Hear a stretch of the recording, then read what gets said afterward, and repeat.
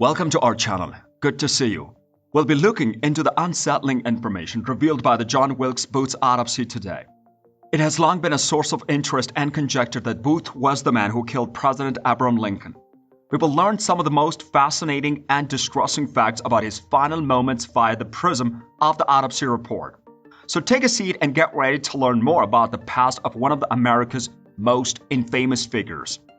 Binghamton University's sophomore Acadia Parker began her study for her final project on the autopsies during the Civil War while enrolled in a course called Civil War and Medicine.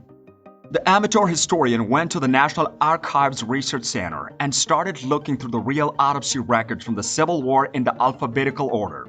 Parker was able to recognize how these older records had visceral features, stating that they smell like old cigarettes and have blood stains on them, far from the computerized scrolling of the modern study. Parker began with an A and soon found herself under assassinations with only one semester of historical research experience. The autopsy report for the John Wilkes Booth was in her grasp before she realized it, and the one for Abraham Lincoln was right behind it. Autopsies from the Civil War era typically includes a few paragraphs outlining the circumstances that led to death. Parker discovered the 19th century physicians utilized the same medical terminology analysis while discussing Booth's demise. In contrast to the typically dry nature of the medical documentation, Surgeon General Joseph K. Burns' autopsy seemed to have a slight undercurrent of a nation in mourning. The intense text and the circumstances surrounding this specific autopsy are both fascinating and unsettling. When troops learned that their bodies would be recognized and returned home, utilizing cutting-edge postmortem formaldehyde procedures during the Civil War, they were able to rest easy. As a result, tattooing one's initials on oneself became a legitimate trend. Although the hotel employee could not consistently recall where the India ink letters JWB were located on the corpse, she could recall the letters themselves. The alias Booth used the following murder had these same initials.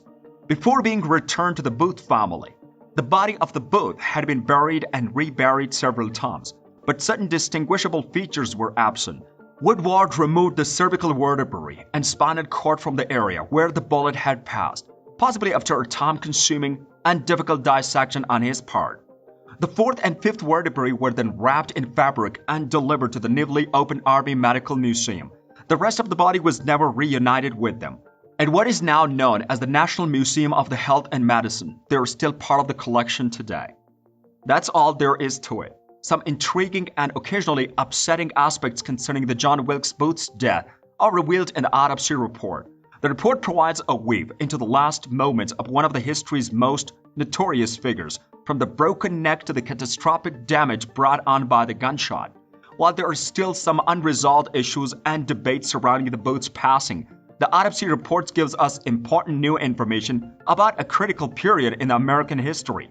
We appreciate you being here today and hope you learned something and were prompted to think. Remember to like and subscribe to our channel for more intriguing discussions like this one.